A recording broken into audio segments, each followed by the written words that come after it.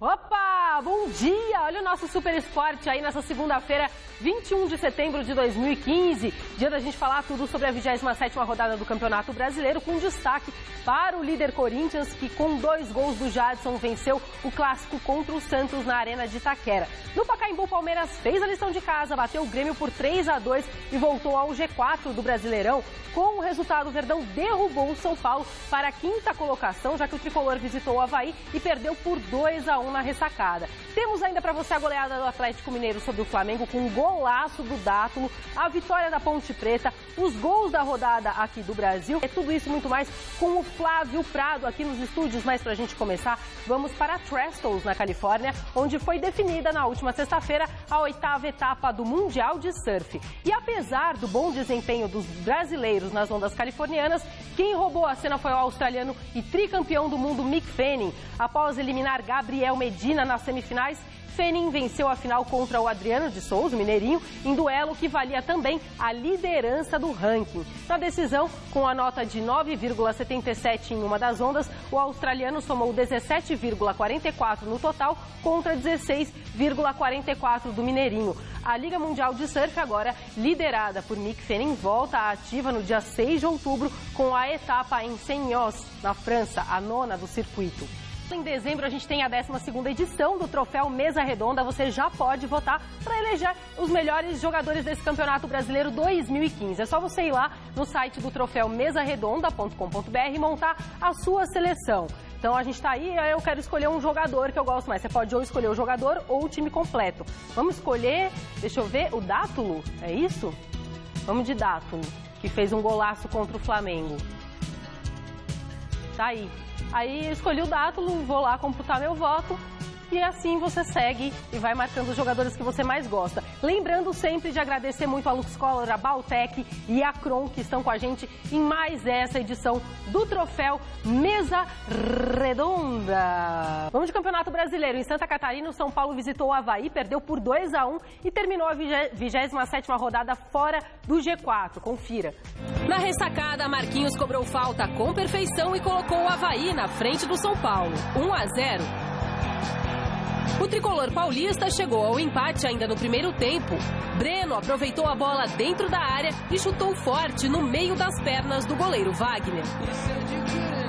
Mas na volta do intervalo, Anderson Lopes girou por cima de Rodrigo Caio e bateu cruzado no cantinho do goleiro Renan Ribeiro, que ficou nisso. Vitória do Avaí por 2-1. Eu creio que todos vocês conhecem de futebol e a realidade atual de São Paulo. Eu creio que temos uma grande possibilidade em Copa Brasil e vamos a lutar por essa oportunidade. Agora, o que aconteceu hoje, o que acontece a qualquer equipe que por sua própria decisão ou por outras causas não tem 3, 4 jogadores. E eu assumo a responsabilidade, foi minha decisão. Mas esperaremos que aconteça no jogo com Vasco, com Palmeiras e com Vasco. E aí eu poderei falar se acertei ou me equivoquei. O título, impossível. Impossível. Mas uma vaga por Copa Libertadores, possível. Mas agora eu creio que a Copa Brasil é o propósito principal do time. Bom dia, Flávio Prado. Nem todos entendemos de futebol. O Flávio fez assim. É que ele é um cara educado, né? Ele é um cara educado. Bom dia, Anitta. Tudo bem, Flávio. Agora o foco vai ser Copa do Brasil mesmo. Ele deixou isso bem claro e é um título inédito. Já era São Paulo. assim também, né? Já era antes assim. O time de São Paulo é um time fraco, a gente sabe disso. Perdeu vários jogadores, já não era grande coisa, ainda perdeu vários jogadores e aí piorou. Ontem ele fez uma opção, né? Ele deixou bem claro isso, pela Copa do Brasil, Vasco, Palmeiras, que é o clássico de domingo aí pelo Brasileiro e Vasco, é a opção de Copa do Brasil, que não é uma política errada. O Osório me disse outro dia que ele não veio para ganhar dinheiro, veio para ganhar títulos. Ele disse, a minha proposta do México, quando o São Paulo tinha uma proposta, era muito melhor, proposta financeira. Então eu não vim para ganhar dinheiro, vim para ganhar títulos. E talvez ele veja a possibilidade de ganhar título na Copa do Brasil, porque realmente na Copa, no Campeonato Brasileiro não dá, não tem a menor condição pela fragilidade do time e pela distância que já está do Corinthians.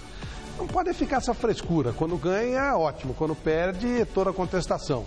O São Paulo está na frente do Santos, por exemplo, que é um time badalado. Está na frente do Flamengo, que é um time badalado. Estava até outro dia na frente do Palmeiras, que é isso, aqui. O São Paulo é igual aos outros. Não tá uma campanha tão ruim assim. Imagina, é igual aos outros. É a mesma coisa, é tudo igual. Quando eles estão fazendo uma coisa diferente, o Atlético também acabou. O resto é tudo a mesma coisa. Não é à toa que aquela fotógrafa húngara chutou o refugiado lá e tal. Parece que jornalista tem um pouquinho de preconceito contra estrangeiro, né? Não sei. Acho que se vier refugiado para cá, é capaz de algum jornalista esportivo chutar alguém. Eu sei, eu também não. Eu sou uma moça que mas a gente Maranhão, nota isso. Em Goiânia, eu tenho a cabeça bem aberta. O que o Osório faz é diferente do que faz os outros. É engraçado isso. Vamos lá. Sábado, Palmeiras e Grêmio fizeram um jogo movimentado no Pacaembu. O Verdão aproveitou os desfalques da equipe gaúcha, conseguiu a terceira vitória consecutiva no campeonato e, de quebra, voltou ao G4 do campeonato. Felipe Esboril acompanhou o jogo. Depois de mais de 3 meses sem receber uma partida oficial, o Pacaembu foi palco de Palmeiras e Grêmio. Melhor para o Palmeiras, que conquistou 3 pontos na noite deste sábado e diminuiu a vantagem para o Grêmio, terceiro colocado, para apenas 4 pontos. Os gols da partida foram anotados por Vitor Hugo, de cabeça, aos 6 minutos do primeiro tempo. Zagueiro que saiu machucado do lance. É um gol importante demais, cara, mas me custou também uma porrada na cara, hein? Olha aqui. Tá inchado aí, tá machucado o olho. Então... Nossa, tipo, o goleiro saiu na bola, né? Que eu sabia que ele ia vir, mas esperava que ia acertar minha cara. Pegou uma mão aqui e outra aqui na minha boca. Aos 20 minutos da primeira etapa, depois de uma falha de Rafael Marques, Luan empatou a partida. Só que Barrios aumentou a vantagem do Palmeiras para 2-1 também de cabeça. Palmeiras, que é o time que mais marca gols de cabeça no Campeonato Brasileiro. Ao todo, foram 18. Já no segundo tempo, Rafael Marques aproveitou uma falha da zaga do Grêmio e colocou para dentro, fazendo 3-1. Numa marcação duvidosa de pênalti, Luan fez o segundo do Grêmio, descontando para 3-2. Foi um jogo bem equilibrado, jogo difícil, competitivo, duas equipes buscando o gol a todo momento, e o Palmeiras, mesmo ganhando, continuou atacando, fez bons contra-ataques, mas o Grêmio tem muita qualidade, conseguiu um pênalti e ficou apertado aí no final. Jogamos contra o melhor ataque da competição, prevaleceu a qualidade dos jogadores de ataque do Palmeiras, né, sobre o nosso sistema defensivo. Palmeiras agora volta a pensar na Copa do Brasil. Jogo de ida das quartas de final contra a equipe do Internacional em Porto Alegre. O Internacional é um adversário muito duro, fora de casa, ainda na Beira-Rio, e são muito fortes. Mas eu acho que a gente tem condições de ir lá fazer um bom resultado e decidir aqui em casa da melhor maneira possível. Não, se a gente considerar o final de semana, o Palmeiras foi bem melhor que o Internacional, que é exemplo de todos os outros, também oscilou. Empatou com o Figueirense em casa, depois de ganhar do Corinthians.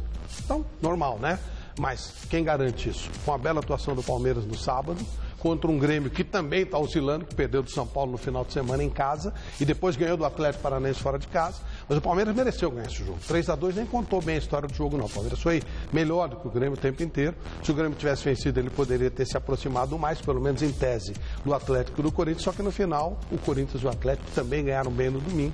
E aí a coisa ficou como estava. O Palmeiras está cumprindo bem a parte dele. Vai ficar naquela briga lá. São Paulo, Flamengo, Santos, Palmeiras, eles vão brigar por aquele lugarzinho que está faltando aí, porque o outro é Grêmio, pelo menos em tese, né? Grêmio, Atlético e Corinthians estão já garantidos em termos de Libertadores. O Palmeiras está fazendo um belo 2015, sim, né, sim, Fábio? Porque se você considerar que o Paulo Nobre pegou o Palmeiras no fundo do poço. O ano passado montou um time para não cair, não caiu, felizmente. E agora é um time que está absolutamente sossegado, brigando lá em cima.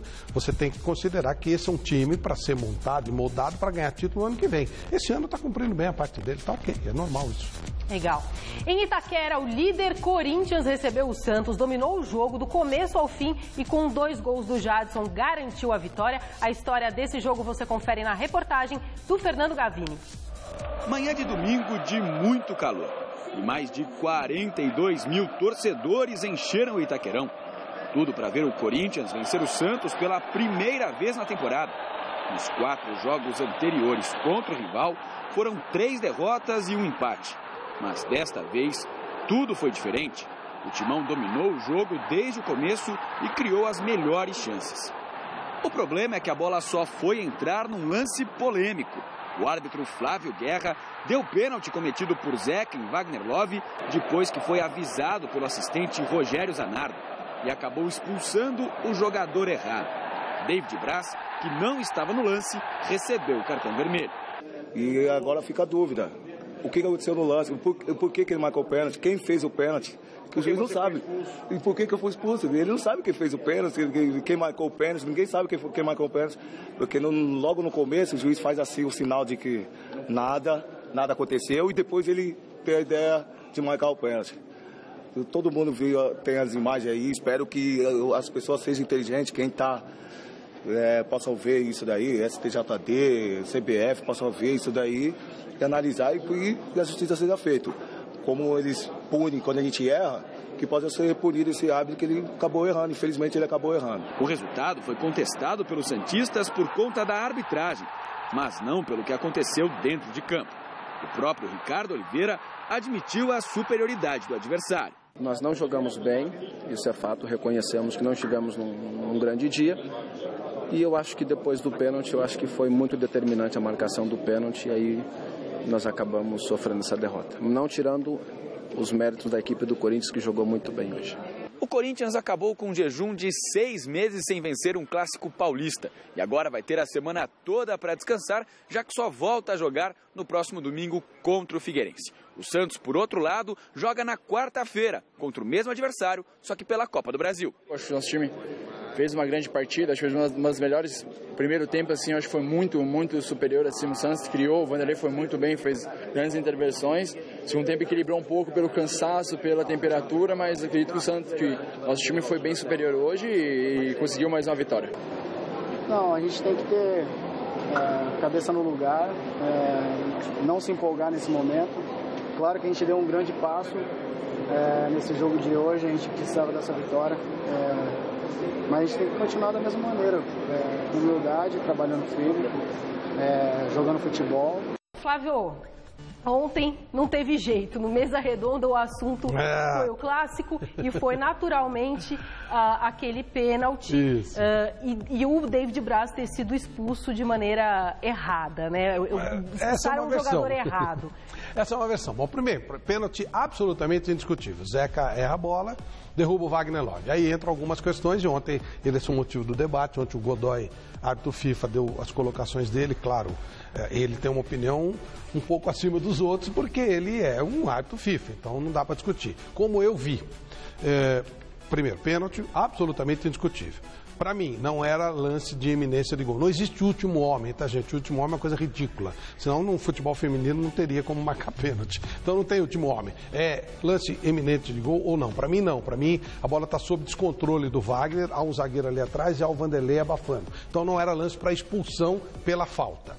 Aí, se o árbitro interpretou que era lance para expulsão, ele teria que expulsar o Zeca, não o David Braz. Aí ele teria errado e expulsado o cara errado. Ele alega que foi ofendido pelo David Braz. Aí não dá para saber se foi isso ou não. Se ele foi ofendido pelo David Braz, está correto. Se ele mentiu, ele expulsou errado mesmo o jogador, depois mentiu, aí é uma coisa que a gente não vai poder saber. O que eu li também é que o David Braz falou, eu quero ver ele provar, entendeu? Eu quero ver ele provar que eu falei as coisas que estão relatadas na súmula, que não dá nem para falar aqui no horário. Não vai ter como provar, porque isso é a súmula e é isso que vai pro... Mas o Godoy, em contrapartida, falou que fez a leitura labial e que não viu nada disso, viu ele desabafando pelo lance. Não, isso na hora do Tite. É verdade, na briga do Tite. Então, agora, isso à parte, que foi a polêmica, felizmente, tomara que tenha sempre polêmico, acho ótimo, o futebol vive disso.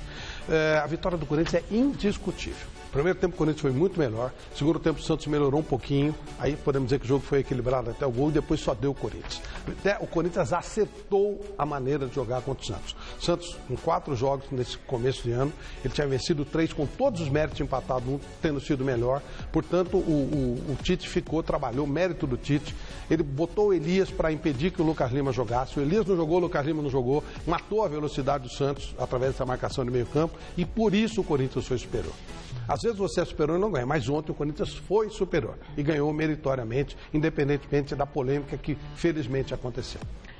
Vamos aos outros jogos. Na Arena Condá, o Cruzeiro visitou a Chapecoense e venceu por 2-0. Outros 6 jogos cheios de gols completaram essa 27ª rodada do Campeonato Brasileiro. Veja aí. No Beira-Rio, o Inter saiu na frente do Figueirense com esse gol de Alex cobrando pênalti. Mas o Figueira buscou o empate. Thiago Santana pegou bonito o cruzamento da direita e deixou tudo igual. Final 1-1. No Moisés Lucarelli, a Ponte Preta foi avassaladora no primeiro tempo contra o Fluminense.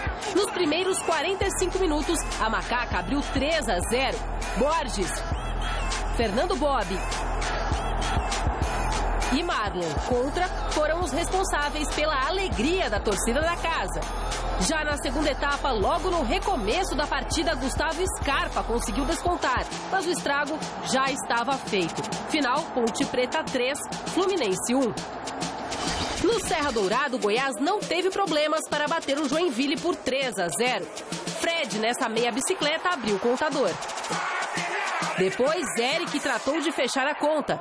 Primeiro, ele fez de pênalti e depois ele completou após passe açucarado de Bruno Henrique. E ficou assim, Goiás 3, Joinville 0. O Vasco segue em busca de uma reviravolta na competição. Neste domingo, o clube conseguiu vencer a 6ª partida no campeonato ao passar pelo Sport no Maracanã. Nenê fez 1-0. Elber recebeu imposição legal e empatou 1-1.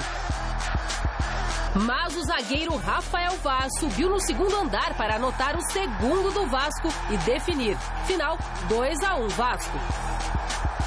Na Arena Independência, o Atlético Mineiro atropelou o Flamengo. Dátulo cruzou e o zagueiro Marcelo acabou mandando contra o próprio Patrimônio. Que feio! O Flamengo ainda empatou com esse belo gol de Paulinho, mas a partir daí só deu galo.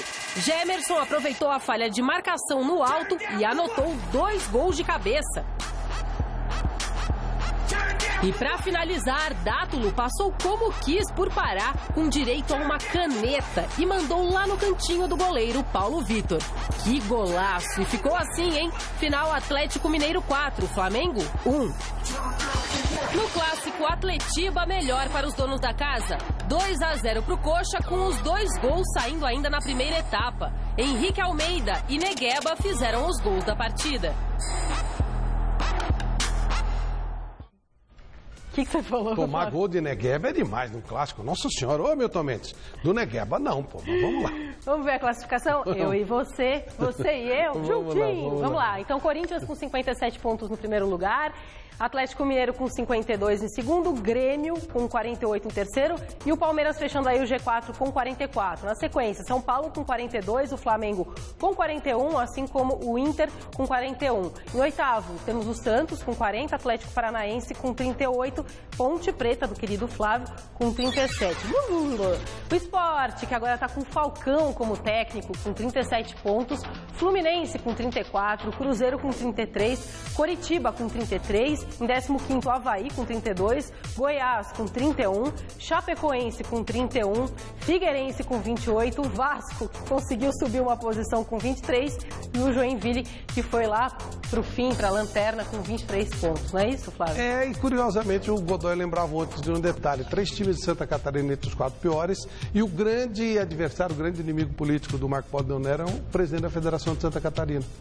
E dos 4 times, 3 estão na zona de rebaixamento e o Vasco está subindo e o Avaí está se aproximando. O que está fora está também se aproximando de lá. Curiosidade, tchau. Tchau, 6 horas, né? Sim, estaremos juntos. E você? E o Celso? Não, hoje é uma música fofa, uma música romântica. Saiba tudo sobre o mal de Alzheimer no Você Bonita. Hoje, 12:30. Assista agora a Revista da Cidade e logo após, Você Bonita. Dispostos a achar